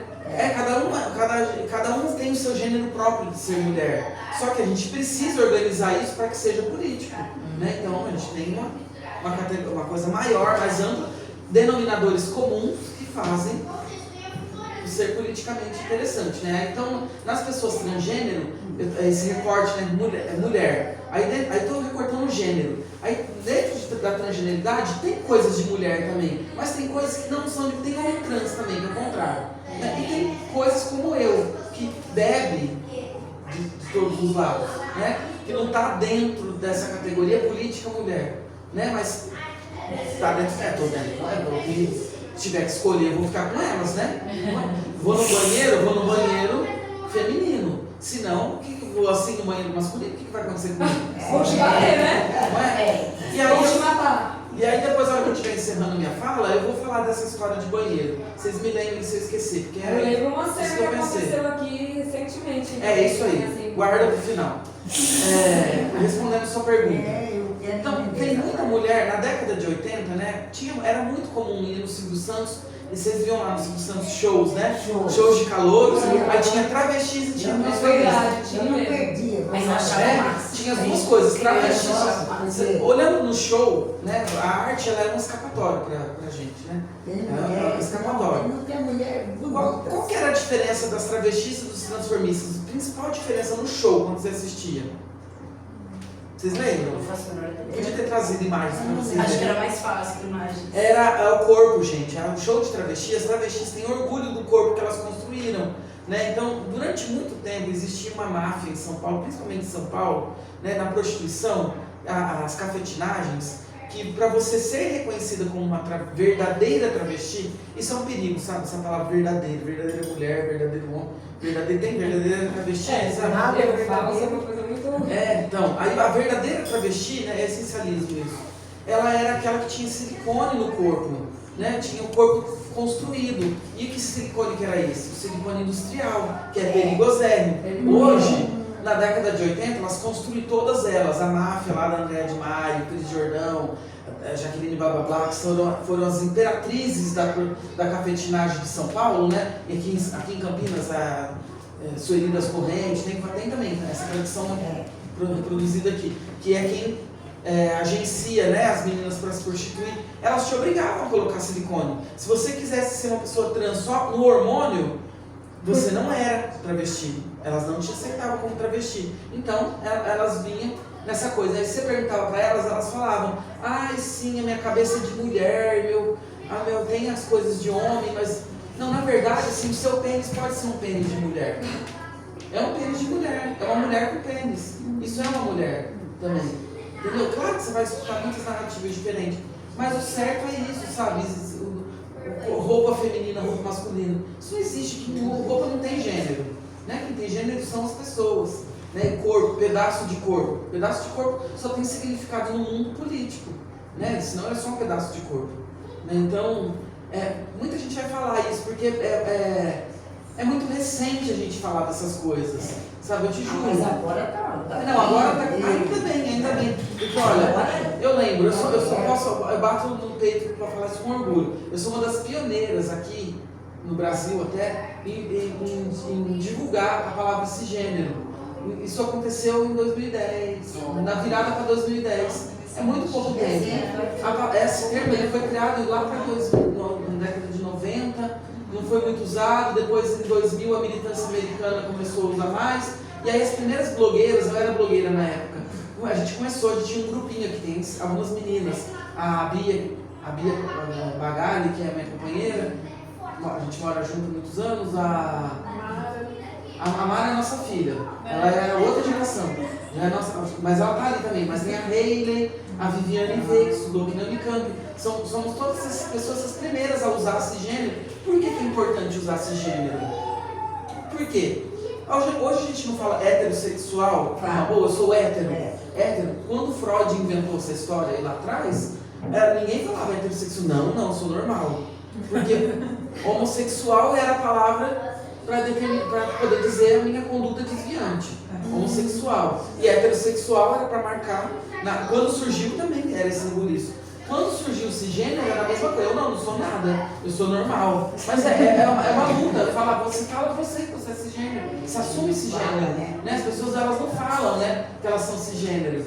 Mas aí isso agora, vocês falaram, né? Tá, mas quando, agora todo mundo fala, né? Sou uma mulher cis, um homem cis. Marca lá os seus locais, né? Bem mais seguro. Mais seguro. Mas quando eu comecei a falar disso, lá em 2010, por aí, Não era assim, eu tinha que dar palestras só para poder explicar o que era, não sei o que era isso que eu queria falar, né? Aqui, eu não preciso partir daí, aqui, não preciso partir daqui, até porque estou no espaço seguro. Eu curti a Rogéria, você conheceu? Sim, com certeza, ela é referência, né? Ela era uma das nossas poucas referências, modelo de sucesso, sabe? Famosa. Tem lá suas questões, tudo, mas é um modelo, sabe? A gente, quantas travestis de 60 anos vocês conhecem? Eu sou velha, eu sou Não, a gente pode contar nos dedos quantas tem. Sabe por que não? Sabe por que a gente não tem tantas? Porque essa geração, a expectativa de vida delas era 35 anos. E o que aconteceu com elas? Elas se na violência, porque primeiro existe uma violência da sociedade, macro, existe uma violência micro, que as travestis elas brigam entre si, se matam, né, a cafetinagem, essas coisas, o mundo da prostituição, da violência, né, quem viveu a ditadura também viveu o camburão, a época do HIV, né, isso aí que matou. E o principal fator que acabou com as travestis, silicone industrial. Silicone industrial. A gente posso contar a Marcinha do Corinto, que ainda faz show, e belíssima, tá beirando 60 anos, que tem lá tudo bonitinho, não vazou, tá tudo lá, mas a maioria sofreu. A Agatha Lima aqui, ó, tava fazendo em 2018, no palanque lá, falando com ela no microfone, consequência do silicone industrial. Vaza pro corpo, entra na corrente sanguínea, vira bulimia, embolia, dá muito problema, né? Isso é um problemão, o silicone industrial. Hoje, as trans de hoje, elas têm essa cabecinha mais no lugar. Essa cafetinagem, ela não é tão mais te obrigando. Você é uma trans, uma mulher trans só no hormônio. Você toma lá seus hormônios direitinho. A gente ainda se automedica, né? Tem o conhecimento dos hormônios entre a comunidade, que uma troca com a outra, o que é bom para crescer peito, o que é bom para isso, o que é bom para aquilo, para aquilo, para aquilo. Ainda existe, isso é muito comum. Mas se você já está numa classe social mais alta, não é assim. Você vai no endócrino, a minha rede de amigas, elas têm acompanhamento médico, elas estão numa classe social mais alta, elas têm estudo universitário e tudo. Aí vai, cada 6 meses faz seu endócrino, aí tem o hormônio certo que usa, tem uns que você passa no seio, passa nos órgãos genitais, tudo, no local que absorve e faz ali. Então hoje, para quem tem dinheiro, tem tecnologia, né? Para isso, né? Para quem está em grandes centros urbanos também, né? Que eu acho que tem. Não, mas mesmo nos centros urbanos, você pode. Aí se você vai e pensa as travestis de rua, tem muita situação de rua. Qualquer cidade grande desse país, vocês vão achar travestis na rua. E como elas se parecem? Elas se parecem comigo quando eu estou desmontada, com um pouquinho de chuchu, né? Uma barbinha assim, aquela coisa ambígua. Então, fisicamente, por que ela é travesti e eu sou não binária? Né? Por quê? Né? São recortes, isso é pessoal, isso é identitário, porque tem todo o estigma, né, de ser travesti. Se você olha, por exemplo, quando eu estou montada, hoje eu não estou tão bem montada assim, mas quando eu fico bem feminina, eu consigo ficar bem feminina, eu fico mais passável do que certas travestis. Você vai lá na Casa Sem Preconceito, olha para algumas lá, você tem mais passabilidade. Só que aí a gente chega no ponto que eu queria, já para finalizar. A tal da passabilidade. Né? Como que isso é muito importante na nossa sociedade. Eu acho que na questão negra também tem isso, que é o colorismo, né? De você ter a passabilidade negra. Se você não é uma negra suficiente para ser lida como negra, você não vai acessar as cotas, né? Que a gente vê uns casos que está rolando aí esse ano. Né? Se você não, uma negra mais clara assim, vão falar que você não é negra o suficiente, que não acessou tal coisa. Com as pessoas trans é a mesma coisa. E ser não binária é bem esse lugar, porque eu não estou reivindicando passabilidade de nada.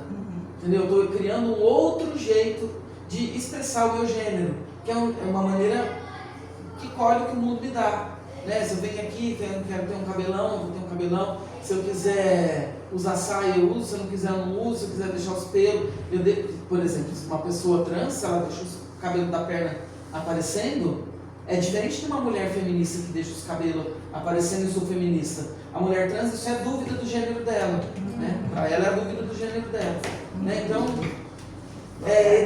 Esse tipo de coisa, esse é o meu lugar. Só que para ocupar esse lugar que eu ocupo, é claro, eu acredito que a sociedade vai mudar muito ainda, e ainda, tudo isso que eu estou falando, eu tenho certeza que vai ser assim, banal. A gente vai diluir um pouco essas fronteiras do gênero. O mundo está caminhando para isso, só que eu não vou ver isso acontecer. Eu acho que eu não vou ver. Não vou. Acho que Não sei. deve. Vamos ver nos meninos de vocês aí. Eu acho que isso aí eu tenho uma fala. É isso que eu quero perguntar, não vi isso. Posso falar uma coisa como quem lida com crianças e como quem é mãe, né, nesse contexto?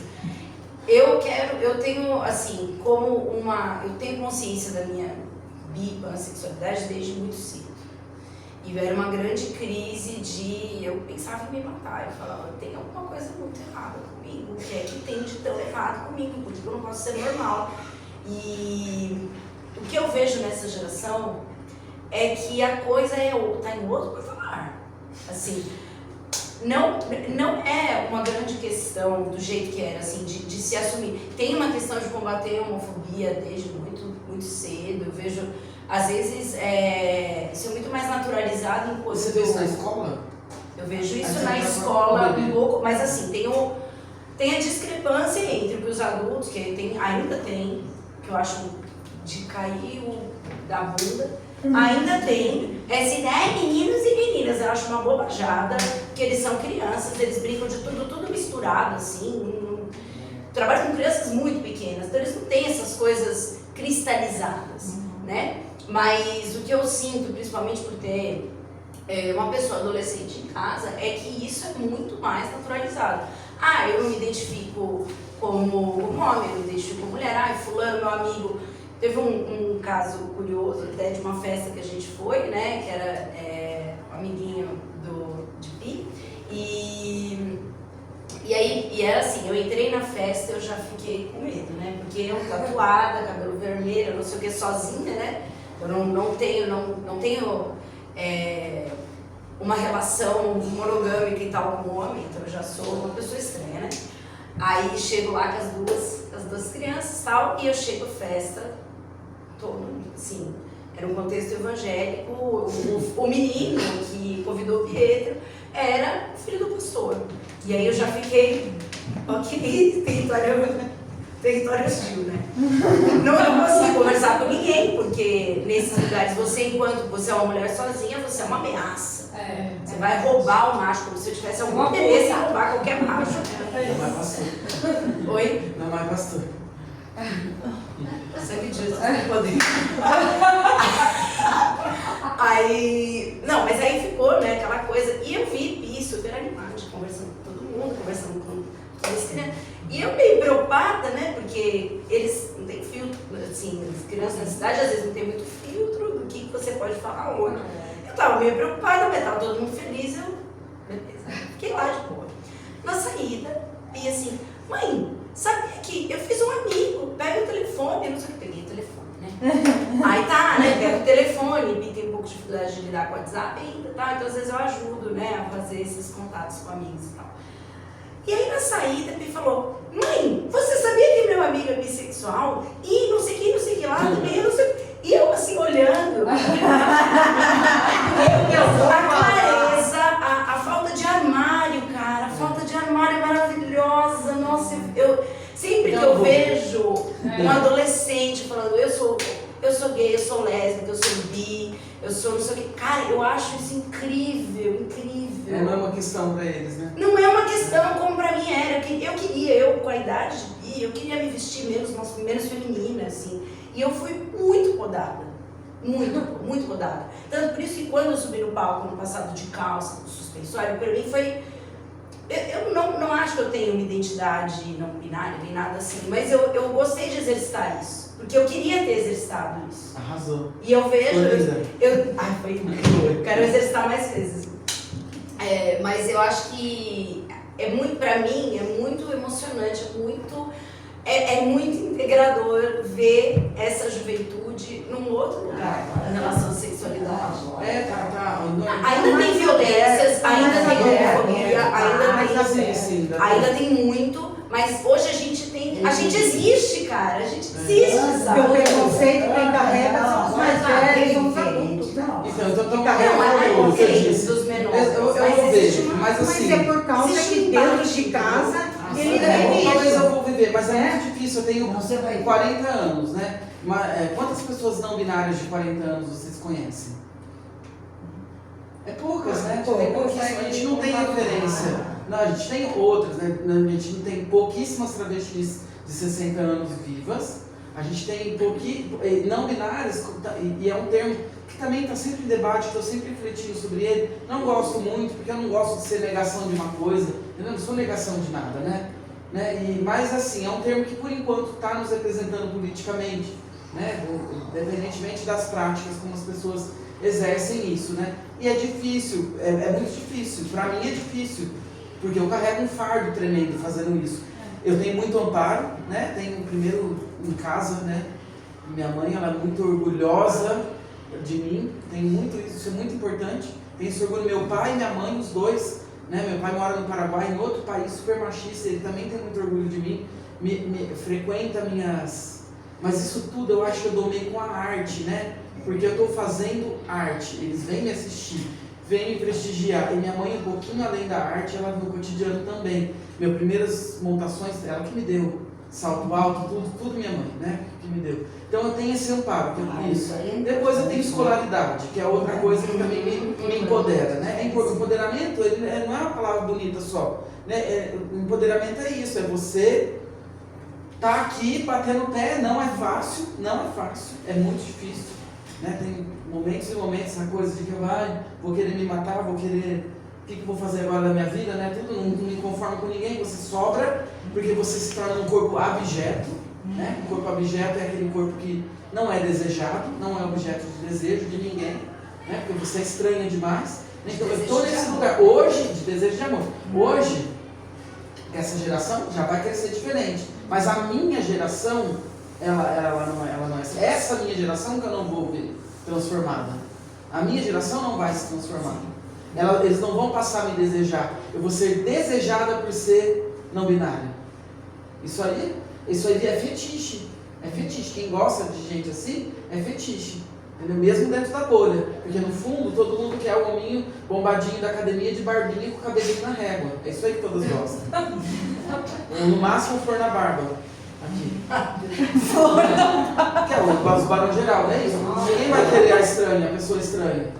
Entendeu? A minha geração ela não vai ver isso. Na minha geração não vai ter isso. As novas sim, pelo que vocês me contaram. Mas assim, isso eu não vou ver. E isso é violento pra mim. Mas será que não foi porque não foi falado? Né? A gente não tinha tanto Não tem educação, é isso. É Muito tabu, né? Nossa, os próprios dentro da casa não aceitavam. Não, a família. Então, esses pontos que eu tô falando, né? Eu tive estrutura dentro da minha casa, tive escolarização, meus colegas, e tenho ambientes assim que nem aqui, né? Que me empoderam, lugares que me empoderam e que eu posso vir chorar, eu posso vir chorar. Mas você acha que, eu não sei, eu também tenho uma dificuldade de pensar que, acho que quanto mais velho a gente está, mais difícil é a gente mudar a maneira de pensar, mas isso não é uma regra, né? Eu vejo porque eu acho que para mim as transformações elas são mais, eu tenho mais resistência em me transformar hoje do que há 10 anos atrás, por exemplo, né? Em relação a várias coisas, né?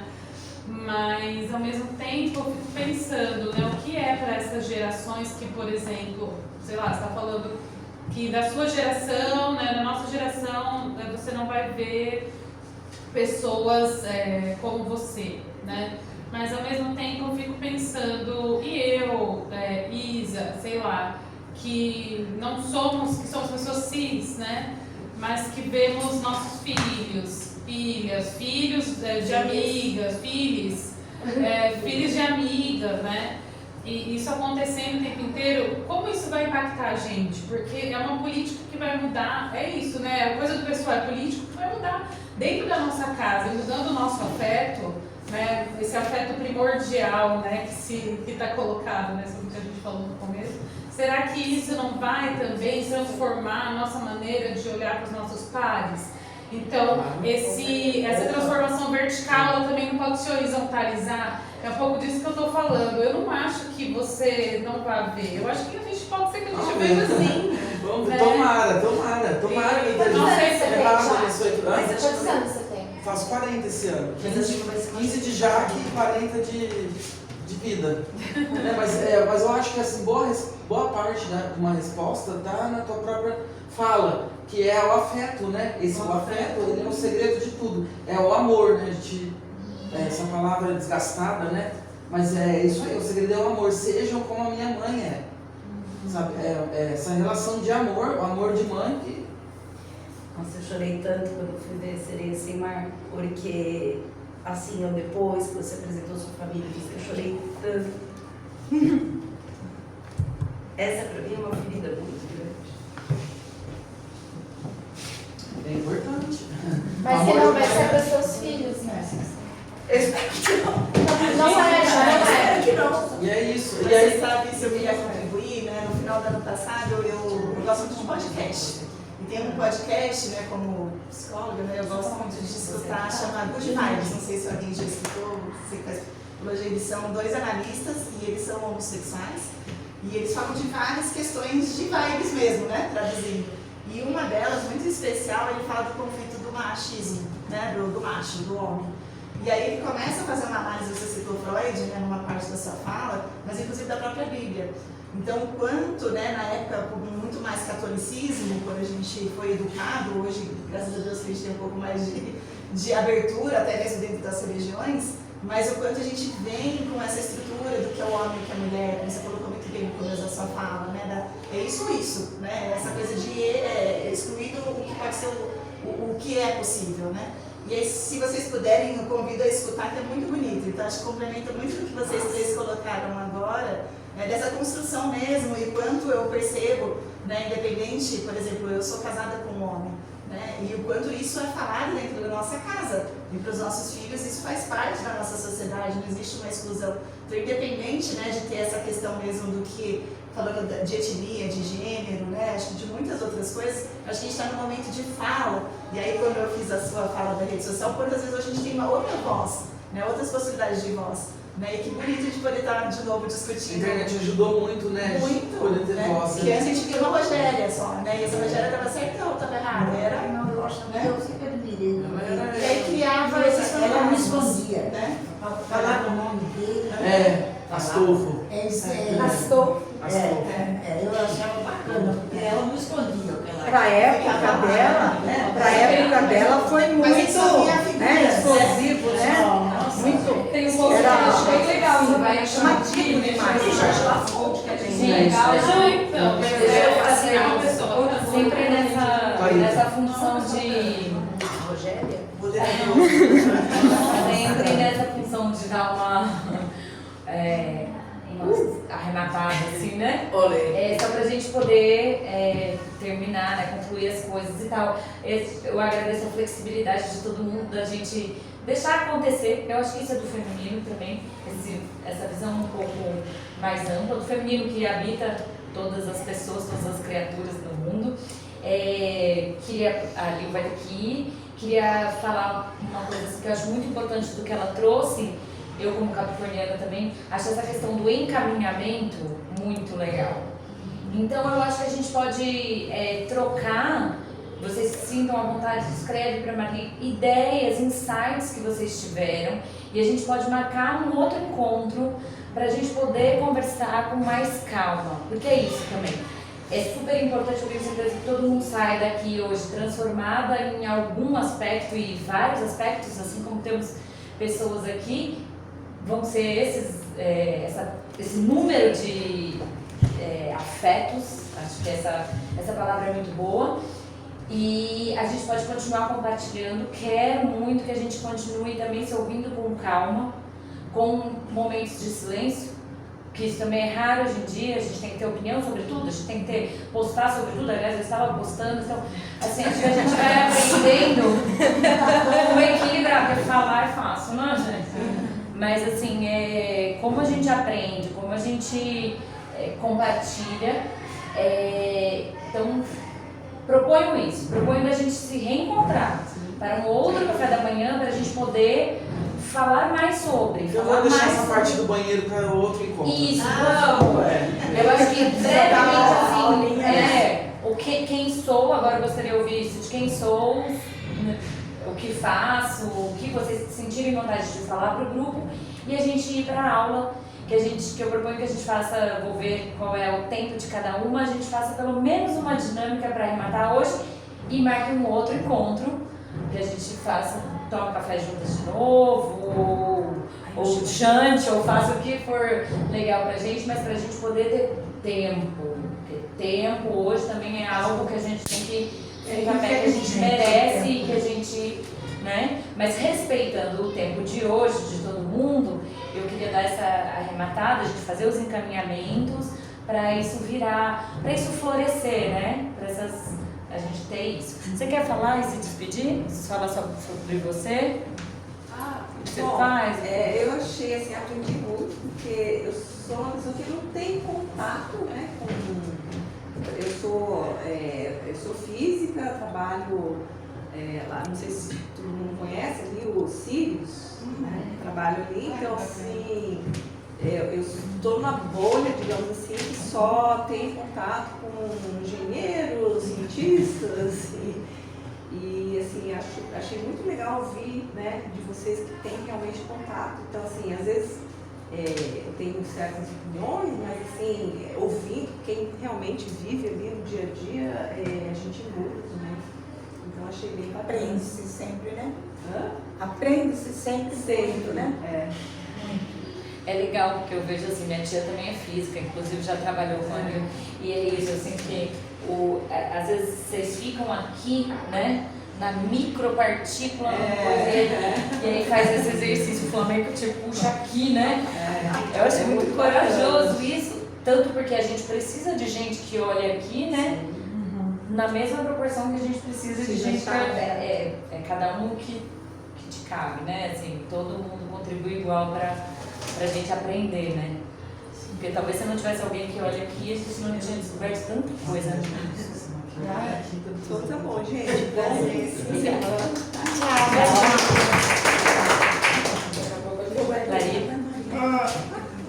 Sou Clarita, sou professora aqui no Sorquete, sou doutoranda na Unicamp, estudo meio ambiente, desenvolvimento sustentável, educação ambiental e decolonialidade.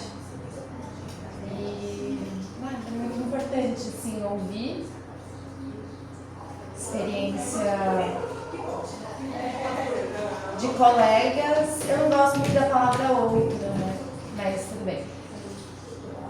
De pessoas assim que estão juntos no dia a dia. E eu não tenho muito a falar assim de mim não hoje. Eu vim para escutar. Um dia importante.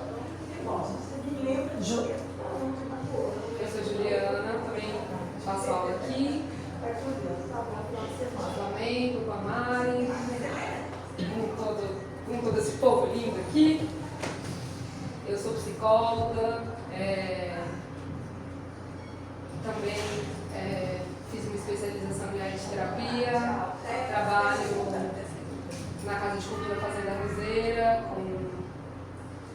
com jongo, com roteiros dirigidos, né, com roteiro afro. Então, tem muito disso, né, dessa ancestralidade, né, dentro do meu trabalho, né. E é isso, também estou muito feliz de estar aqui hoje, assim, podendo ouvir vocês, né,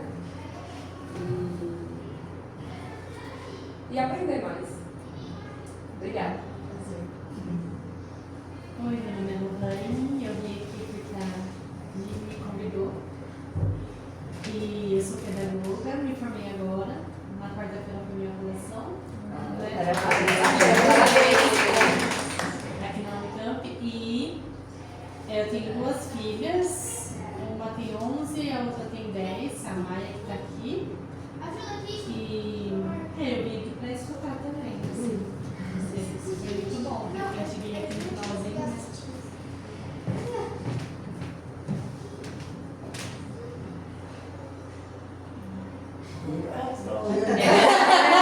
Vai ser uma hora.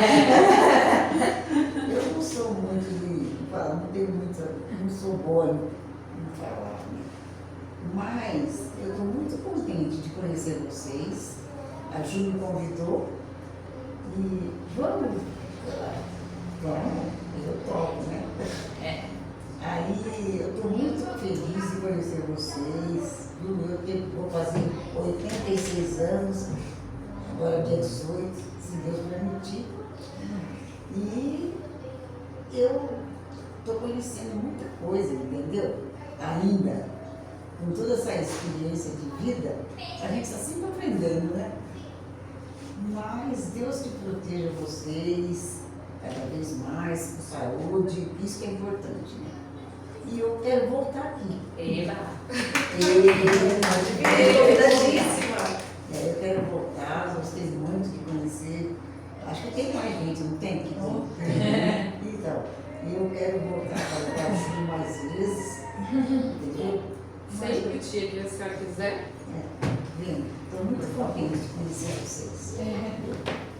É isso aí. Obrigada Obrigada pela presença. Eu que agradeço. Bom, eu sou Fernanda, comecei a conhecer um pouco de vocês, que o Léo vem na aula com vocês, né? Ele é meu vizinho amigo.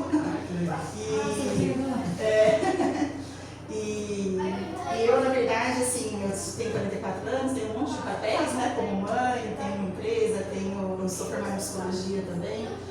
E acho que para contar um pouco da vida resumida fica um pouco complexo. Eu sou filha de imigrantes, então espanhol, né? Meus pais são espanhóis, então acho que a questão da dança flamenca era algo que sempre eu quis fazer e nunca a vida me permitiu fazer.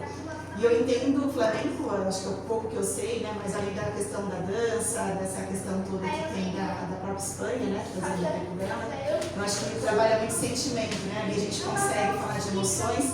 E hoje eu acho que a gente conseguiu, numa rodada do que eu imaginava, trazer essa questão da empatia, né? Falar de dores, falar de felicidade, de avanços. E é o que eu imaginava do flamenco, mesmo não tendo visto a dança, eu acho que a rodada me fez exatamente o que eu imaginava desse grupo. Então, agradeço a oportunidade de ter vindo aqui com vocês hoje, conhecer. Essa questão de tempo, para mim, é um pouco limitante. Eu moro em Barão, mas eu trabalho na Norte Sul, em Campinas, e meus filhos estudam em Carinas. Então, acordo às 5 da manhã, eu volto, então eu não consegui na primeira vez vir, e hoje que legal que foi no sábado. E fiquei muito contente da vida trazer esses encontros, né? Acho que nunca é nada por acaso. E realmente eu saí daqui muito mais agradecida do que eu entrei. Obrigada pela oportunidade de ter passado a manhã com vocês todos. Já me apresentou. Se apresentar. Mas eu já me apresentei também, não? Já? Já. Mas acho que só ela não se apresentou, né? Bom, muito prazer, eu sou a Tatiana. Eu assim, estou muito feliz de conhecer esse grupo. Eu vim de São Paulo e tô há um ano aqui em Campinas, ainda me adaptando. Trabalhei 7 anos em saúde indígena, como farmacêutica no posto de saúde.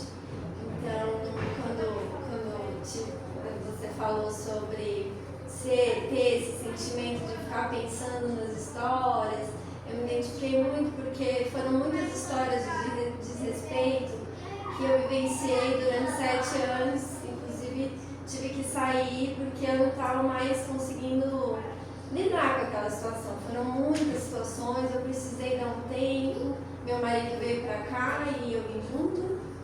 E aí eu decidi dar um tempo, viver com a natureza, fiz um curso de apicultura, então por enquanto sou apicultora. Legal. E aí eu tô assim descobrindo aqui como, né, funciona Campinas. Eu fiquei longe da minha turma, então assim, que bom encontrar vocês, porque eu penso realmente, eu sou dessa turma. Se encontrou, então. Me encontrei. E achei muito legal a sua presença, porque é muito difícil a gente ter essa presença nos lugares, né?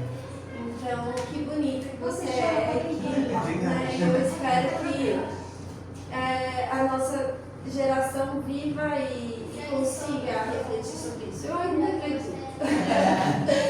E meu pai é espanhol, então o flamenco veio, tipo, eu tô querendo conhecer mais, assim, essa potência. Você vai amar. Ai, que Cuidado com delícia. isso. Está no meio de... Das melhores. Tatiana, você veio, no caso, para fazer a aula, não foi? A aula de Então, experimental. eu recebi esse convite, não sei quem me passou. Fui eu.